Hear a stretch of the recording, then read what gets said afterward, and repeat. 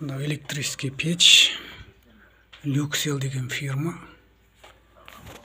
Өте қауіпсіз қылып жасап шығарған. Мына пеш мысалға құлап кеткен жағдайда жасамай қалады. Міне сәл былай не алсаң, қисайтсаң, міне көрдіңдер ме?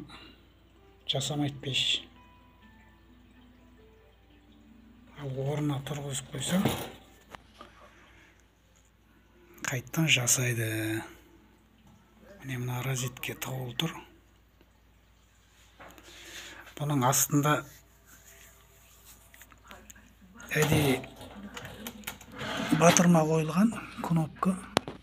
Мына кнопканы бассаң жасайды. Ал құлап кеткен жағдайда жасамай қалады. Өте қауіпсіз, адам өміріне қауіпсіз қылып шығарған. Мысалға түнде ұйықтап жатқан кезде балдардың аяғы тиіп құлап кеткен жағдайда мына пеш жасамай қалады. Люксел деген фирма.